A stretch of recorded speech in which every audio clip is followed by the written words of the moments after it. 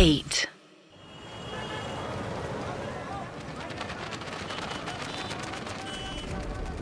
शहर इंदौर। यहाँ डॉक्टर अश्विन नाम का एक जाना माना डॉक्टर रहता था। सोसाइटी में उसकी काफी इज्जत थी और लोग उससे काफी मानते भी थे। पर इस परफेक्ट लाइफ के पीछे छुपी थी डॉक्टर अश्विन की काली करतूतें। एक मर्डरर जो सोसाइटी के हर उस रूल को फॉलो करता था जो उसे एक नेक इंसान का दर्जा देती थी, पर उसके शैतानी दिमाग में कुछ और ही चलता था। ये स्टोरी है डॉक्टर डेथ की।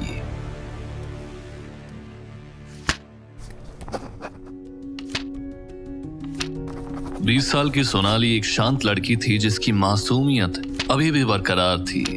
वो पढ़ने में भी आगे थी। सोनाली ने फिलहाल में ही अपने बैचलर्स इन एजुकेशन की फाइनल एग्जाम दी थी। उसने आगे की पढ़ाई का भी प्लान बना लिया था।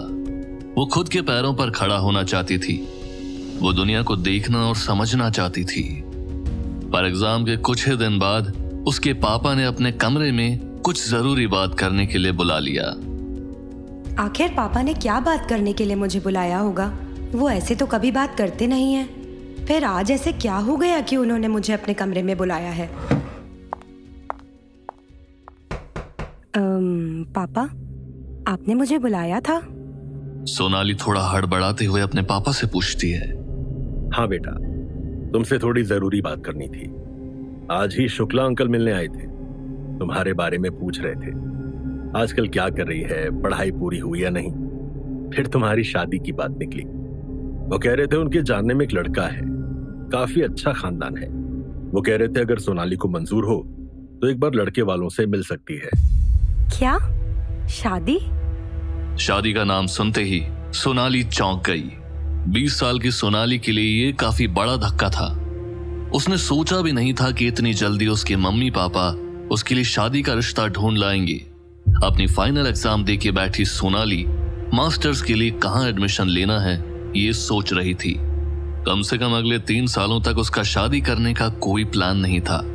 उसे मास्टर्स की पढ़ाई करनी थी और शादी से पहले एक टीचर के रूप में वर्क एक्सपीरियंस लेना था। सोनाली के सपनों को तो जैसे उसके पापा ने एक झटके में तोड़ दिया। लेकिन पापा, अभी तो मैं बस 20 साल की हूँ। अभी से मेरी शादी के बारे में क्यों सोच रहे हैं? सोनाली का इस तरह जवाब देना उसके पापा को कतई पसंद नहीं आया। वो थोड़ा गुस्से में भी आ गए थे। सोनाली की बहन की शादी भी उसके पापा ने महज 22 साल की उम्र में करा दी थी। मुझे इस विषय पर कुछ नहीं सुनना है। तुम कल उस लड़के से मिलोगी। पर क्यों पापा? आप शादी की इतनी जल्दी क्यों कर रहे हो? देखो सोनाली, मैंने अपना फैसला कर लिया है। पर पापा, मुझे आगे भी पढ़ना है। मैं भी तुम्हारी भलाई ही चाहता हूँ। लड़का अच्छे खानदान से है, डॉक्टर है। ऐसा रिश्ता बार बार नहीं मिलता। सोनाली का पापा के साथ बहस करना कुछ काम नहीं आया। अगले दिन सुबह सुबह ही डॉक्टर अश्विन शर्मा सोनाली को देखने के लिए उसके घर आ गए। एक तरफ सोनाली के मम्मी पापा लड़के के घर वालों से बात कर रहे थे, तो दूसरी ओर डॉक्टर अश्विन और सोनाली घर के गार्डन में अकेले में बात कर रहे थे। एक दूसरे को जानने की कोशिश कर रहे थे। दोनों की ये पहली ही मुलाकात थी। सोनाली ही नहीं बल्कि डॉक्टर अश्विन भी ऑकवर्ड हो गए थे। दोनों के ही मन में काफी सारे सवाल थे एक दूसरे के लिए, लेकिन दोनों ही बात करने से हिचकिचा रहे थे। सोनाली को डॉक्टर अश्विन की एक बात जरूर पसंद आई और वो थी उनका टिपिकल डॉक्टर जैसा ना होना। उन्होंने सोनाली के सामने खुद को स्ट्रांग या डोमिनेटिंग प्रेजेंट नहीं किया। डॉक्टर अश्विन काफी नॉर्मल लग रहे थे, एक इंसान जो अपनी रूट से जुड़ा हुआ है। 1 साल पहले ही मुझे आयुर्वेद में डॉक्टर की डिग्री मिली है, पर बिजनेस काफी अच्छी तरह से चल रहा है। आप लोगों का इलाज करने के पवित्र प्रोफेशन को बिजनेस कहते हैं? हाँ, वैसे तो मुझे इसे बिजनेस नहीं कहना चाहिए, पर इसे और क्या कहूँ मुझे नहीं पता। लोग हमेशा बीमार होते रहते हैं और बार बार ट्रीटमेंट लेने के लिए आते रहते हैं। मैं बस उन्हें प्रिस्क्रिप्शन लिख कर देता हूँ और मेडिसिन बेचता हूँ। ये उन्हें खुश रखता है और मुझे अमीर। इसे अब बिजनेस नहीं तो क्या कहेंगे, है ना? सोनाली इस पर कुछ ना कहते हुए बस मुस्कुरा दी। फिर डॉक्टर अश्विन ने मेन टॉपिक को हाथ लगाते हुए सोनाली से पूछा, क्या तुम शादी के लिए तैयार हो? मैंने कुछ डिसाइड नहीं किया है। मुझे जल्दी शादी करके सेटल होना है और मेरे हिसाब से आपकी और मेरी जोड़ी बहुत जमेगी। डॉक्टर अश्विन की ये कहते ही सोनाली उनकी आंखों में देखने लगी। मुझे आगे की पढ़ाई भी करनी है और उसके बाद जॉब। अश्विन ने थोड़ी देर सोचा और कहा, मुझे नहीं लगता आपके काम करने से मुझे कोई प्रॉब्लम होगी, पर मेरी फैमिली जिस तरीके की है उनके लिए ये छोटी छोटी चीजें काफी मैटर करती हैं। अपने प्रोफेशन से काफी ज्यादा कमा लेता हूँ, हम दोनों एक अच्छी और सेटिस्फाइड लाइफ जी पाएंगे। सो तुम अगर बाहर काम करने जाओगी तो हमारी फैमिली के बारे में लोग उल्टा सीधा कहेंगे। अगर तुम्हें काम करना है तो तुम कर सकती हो, मेरे तरफ से कोई प्रॉब्लम नहीं होगी। पर हाँ, मेन इशू है मैं अपनी फैमिली के साथ झगड़ नहीं सकता। ये सब तुम्हें खुद अकेले ही हैंडल करना पड़ेगा। मुझे लगा था हस्बैंड अपनी वाइफ को हमेशा सपोर्ट करते हैं, फिर चाहे वो कैसी भी सिचुएशन हो। हाँ, हस्बैंड सपोर्ट करते हैं, पर कॉम्प्रोमाइज तो वाइफ को ही करना पड़ता है। हजारों सालों से ये चलते आया है और मुझे नहीं लगता ये इतनी जल्दी चेंज होने वाला है। इसे चेंज होने में अभी बहुत वक्त लगेगा। पर हाँ, मैं तुमसे वादा करता हूँ कि मैं तुम्हें एक हैप्पी और कंफर्टेबल लाइफ दूंगा। मेरे पूरे घर की जिम्मेदारी तुम्हारे कंधों पर होगी। पहली मुलाकात के बाद सोनाली को डॉक्टर अश्विन थोड़ा बहुत तो पसंद आ ही गए थे। सोनाली को वो एक ऑनेस्ट, ब्रूटली ऑनेस्ट इंसान लगे थे। सोनाली को उनकी पर्सनैलिटी में कोई झूठ महसूस नहीं हुआ। वो जैसा था वैसा उन्होंने सोनाली के सामने खुद को प्रेजेंट किया था। सोनाली के हिसाब से वो एक अच्छे इंसान थे जो अपना प्रॉमिस कभी नहीं तोड़ेंगे। पर सोनाली अभी तक श्योर नहीं थी कि वो शादी के लिए रेडी है या नहीं। वो एक अच्छा पार्टनर तो था, उसमें कोई शक नहीं। सोनाली को पता था कि वो खुद को कितना भी झूठा दिलासा दे दे, लेकिन शादी के बाद औरतों को बाहर काम करने की परमिशन नहीं मिलती। और वही चीज अब उसके साथ होने वाली थी। सोनाली के मन में विचारों का एक बवंडर तैयार हो गया था।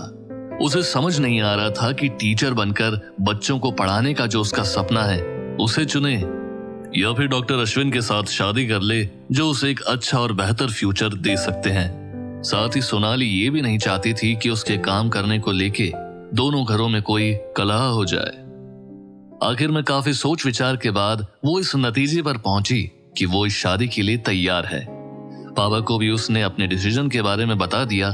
अश्विन का कहना था कि सोनाली को कम से कम 21 का होने दिया जाए, उसके बाद शादी करते हैं। और फिर पहली मुलाकात के 6 महीने बाद साल 1988 की शुरुआत में डॉक्टर अश्विन और सोनाली ने शादी कर ली। मिसेस शर्मा, पानी लीजिए। सोनाली ने अपने थरथराते हाथों से इंस्पेक्टर प्रिया से पानी का गिलास लिया। अश्विन को अरेस्ट किए हुए लगभग आधा घंटा हो चुका था। सोनाली के साथ अभी 2 फीमेल कांस्टेबल्स उसी डाइनिंग रूम में मौजूद थे। आस पड़ोस में अश्विन की गिरफ्तारी के बारे में भी पता चल गया था और अश्विन के घर के बाहर लोगों की भीड़ उमड़ पड़ी थी। पुलिस ने उन्हें भगाने की काफी कोशिश की, पर फिर थोड़ी देर में भीड़ जुट जाती थी। इंस्पेक्टर प्रिया को समझ आया कि भीड़ को समझाने का कोई मतलब नहीं है और उन्होंने सब इंस्पेक्टर भोंसले को भीड़ को इग्नोर करके डॉक्टर अश्विन के घर का दरवाजा अंदर से बंद करने का ऑर्डर दिया। दरवाजा बंद करने के बाद सब इंस्पेक्टर भोंसले और उनकी टीम केस से संबंधित सबूत इकट्ठा करने के लिए अश्विन के घर की तलाशी लेने लगे। भोंसले और उनके साथी घर का कोना कोना छान मार रहे थे। छोटी से छोटी चीज को भी काफी ध्यान से जांचा परखा जा रहा था। सोनाली पुलिस को इस तरह से घर की तलाशी लेते देख टूटने लगी थी। ये किसी बुरी सपने से कम नहीं था। जिस घर को उन्होंने बड़े प्यार से सजाया था, आज उसी घर को पुलिस सबूत इकट्ठा करने के लिए तहस नहस कर रही थी। सोनाली से ये सब कुछ देखा नहीं जा रहा था। इंस्पेक्टर प्रिया सोनाली के मन में जो तूफान चल रहा था उसे भांप चुकी थी। सोनाली के कंधे पर हाथ रखते हुए उन्होंने कहा, मिसेस शर्मा, मुझे पता है आपके लिए काफी कठिन समय है, खुद को संभालिए। घर की तलाशी लेती पुलिस को देखकर सोनाली कहती है, आखिर मेरे घर में ये सब चल क्या रहा है? मैं आपको सब एक्सप्लेन करती हूँ मिसेस शर्मा, पर पहले आपको मेरी बातों पे ध्यान देना होगा। आपने अश्विन को डेथ बुलाया, डॉक्टर डेथ। प्लीज एक्सप्लेन, आपने ऐसा क्यों कहा? मैं आपको सब एक्सप्लेन करती हूँ मिसेस शर्मा। मैं आपको जरूर एक्सप्लेन करूंगी, पर पहले आपको मेरी बातों पे ध्यान देना होगा। मेरे पास आपके लिए कुछ सवाल हैं। सोनाली ने जैसे तैसे करके खुद को शांत करने की कोशिश की, लेकिन अंदर ही अंदर उसके मन में भूचाल आ रहा था। लेकिन फिर भी वो खुद को संभालने की कोशिश कर रही थी। इस पल में उसे स्ट्रांग रहने की काफी जरूरत थी। जो कुछ भी अश्विन के साथ हो रहा था उसे फेस करने की जरूरत थी। सोनाली ने इंस्पेक्टर प्रिया की तरफ देखते हुए कहा, मैं किस तरह आपकी मदद कर सकती हूँ? क्या आपके हस्बैंड के पास कोई लॉयर है? अगर है तो आपको तुरंत उनसे कांटेक्ट करना होगा। और हाँ, उन्हें पुलिस स्टेशन आने के लिए कह दीजिए। जब चार्जेस फाइल हो जाएंगे तब शायद जज डॉक्टर अश्विन को बेल पर रिहा कर सकते हैं। सोनाली लॉयर का नंबर ढूंढने लगी। सोनाली की हालत काफी खराब हो गई थी। वो बस रोए जा रही थी और उसी हालत में वो फोन बुक में लॉयर का नंबर ढूंढ रही थी। और आखिर 10 मिनट की मशक्कत के बाद उसे फोन बुक में लॉयर का नंबर मिल ही गया। हेलो, लॉयर वर्मा जी से मेरी बात हो रही है? मैं मिसेस शर्मा बोल रही हूँ। अश्विन को पुलिस ने गिरफ्तार कर लिया है। प्लीज आप जल्दी से पुलिस स्टेशन पहुंचिए। हाँ, प्लीज जल्दी जाइए। सोनाली ने जैसे तैसे लॉयर से बात कर ली और इंस्पेक्टर प्रिया के सामने आकर बैठ गई। मिसेस शर्मा, मैं चाहती हूँ कि आप थोड़ा गहराई से सोचें और बताएं कि डॉक्टर अश्विन के काम के बारे में आपको एग्जैक्टली क्या पता है। इस सवाल से सोनाली सोच में पड़ गई। आप कहना क्या चाहती हैं? वो एक डॉक्टर हैं, है ना? और उनकी खुद की एक गैस एजेंसी है। गैस एजेंसी होना या दो बिजनेस करना कोई अपराध तो नहीं है ना? मैं बस आपसे ये जानना चाहती हूँ कि आपके हस्बैंड के वर्क के बारे में आपको क्या क्या पता है। चलिए उनके गैस एजेंसी से शुरू करते हैं। सोनाली चेयर पर टिक कर बैठ गई और वो सब याद करने लगी। उन्होंने 1994 में गैस एजेंसी शुरू की थी। वो हमारे लिए काफी मुश्किल समय था।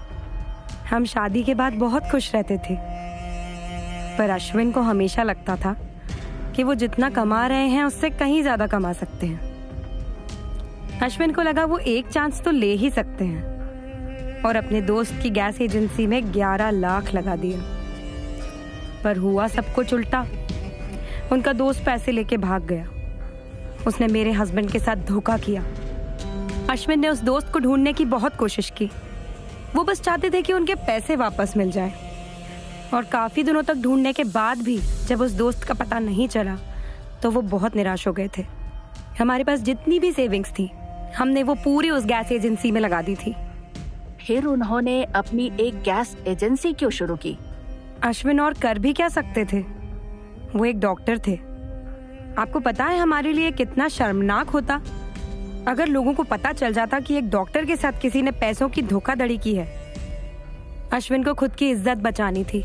अश्विन ने लगभग सबको बता दिया था कि हम गैस एजेंसी ओपन करने वाले हैं।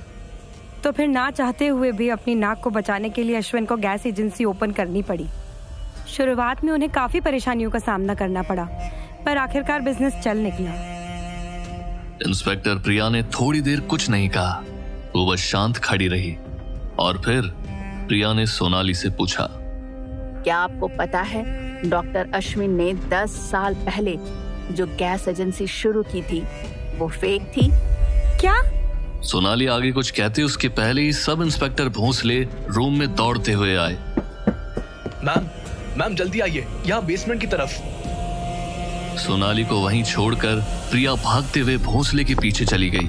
सोनाली अब और ज्यादा कंफ्यूज हो गई थी। उसकी घबराहट अब और बढ़ने लगी थी। 5 मिनट बाद भोंसले अपने बाकी ऑफिसर्स के साथ बेसमेंट से बाहर आए। भोंसले और उनके साथियों के हाथों में एविडेंस बैग थे जिसमें बुक्स और कुछ सिल्वर इंस्ट्रूमेंट्स थे। तो दूसरी ओर इंस्पेक्टर प्रिया सबसे आखिर में बेसमेंट से बाहर निकली। उनके हाथ में सिंगल एविडेंस बैग थी जिसमें कुछ रेड और व्हाइट कलर का दिख रहा था।